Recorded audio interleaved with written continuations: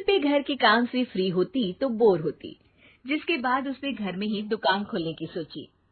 अरे ये इतने सारे कपड़े, अरे बहू क्या करेगी इनका?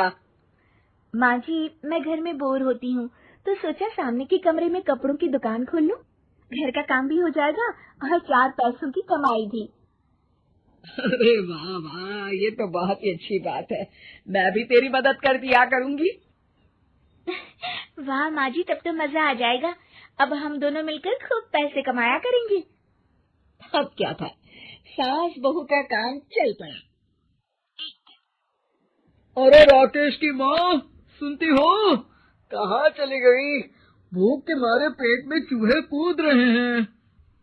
अरे नंदिनी, कहाँ हो? भूख लग रही है। पापा कहाँ है माँ? पता नहीं बेटा, भूख लग रही है। आज तो किसी ने चाय भी नहीं पूछी। तभी सास बहू घर के अंदर ढेर सारे सामान के साथ आती हैं और वो भी हंसती हुई। अरे वाह बहू, ये तो बड़ी अच्छी मार्केट दिखाई तूने। बड़ा ही सस्ता सामान था। हाँ माँ जी, और ये सामान हम डबल पैसों में बेचेंगे, मजा आ जाएगा। अरे बहू, भूख लग रही है, कुछ खाने को दे दे। माँ क्या बात है, आज किसी ने पापा को चाय भी नहीं दी? अरे बेटा, अब 40 साल में तेरे पापा ने क्या चाय बनाना भी नहीं सीखा? अरे बेटा रहने दे अब इस बहस को। तुम लोगों ने वैसे बनाया क्या है? बहू परेशान हो जाती है और सास को अकेले में लेकर जाती है। माँ जी, आज तो हम लोगों ने खाना ही नहीं बनाया। अरे बेटा, बाहर के छोले भटूरों से पेट इतना भर गया कि याद ही नहीं रहा कि घर में ये लोग भी हैं खाना खाने के लिए। अब क्या किया जाए? तभी घर में एक महिला आती है। ये वो सुना है आप लोगों के यहाँ साड़ी बिकती है, जरा दिखाएंगे क्या? हाँ हाँ, क्यों नहीं। माँ जी, आप इन्हें साड़ी दिखाइए, मैं तब तक पिताजी और इनके लिए खाने का इंतजाम करती हूँ। सास उस औरत को लेकर सामने वाले कमरे में चली जाती है जहाँ उन लोगों ने दुकान खोली थी।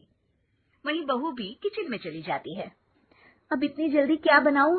पापा जी तो खाने के लिए भी बैठ गए हैं। आइडिया, मैं खाना बाहर से ही ऑर्डर कर देती हूँ।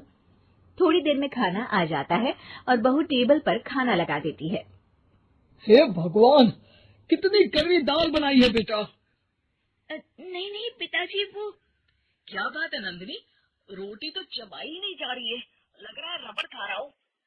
एक तो इतने महंगे होटल से खाना मंगवाया और वो भी इन लोगों को पसंद नहीं आया। तभी सास नोट गिनती हुई बाहर आती है। वाह माँ जी, बड़ी कमाई हुई लगती है। हाँ, मैंने वो 2000 वाली साड़ी 3000 में बेच दी। अरे वाह माँ जी। दोनों सास बहू बहुत खुश हो जाती हैं।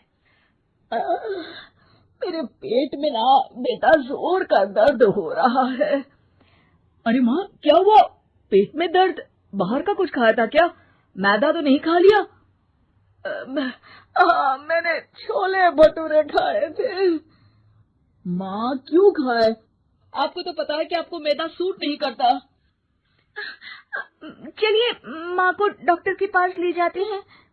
तभी अंदर से पापा की आवाज आती है। हे भगवान, मेरा तो पेट खराब हो गया। सब पिताजी के पास जाते हैं। पिताजी, आपको क्या हुआ?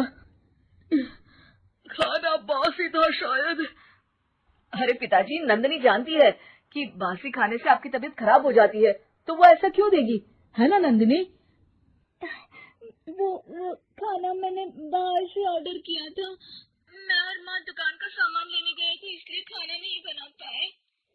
क्या नंदिनी, दुकान के चक्कर में तुमने तो सारे घर का हाल बिगाड़ रखा है। चलो अब माँ और पापा को लेकर अस्पताल चलते हैं। अस्पताल में जाने पर डॉक्टर कहते हैं, हाँ, इन दोनों को तो एक दिन के लिए एडमिट करना पड़ेगा। क्या? क्यों? पेट ही तो खराब है ना। हाँ, तो घर ले जाइए ना, अगर लग रहा है कि कोई बड़ी बात नहीं है और हम सिर्फ पैसा कमाने के लिए इन लोगों को एडमिट कर रहे हैं। नर्स, जरा इन लोगों को बिल तो दे देना। चलिए, मैं आप लोगों को पैकेज समझा देती हूँ। जब बहू के हाथ में बिल आता है, हे भगवान, 60,000 रुपए!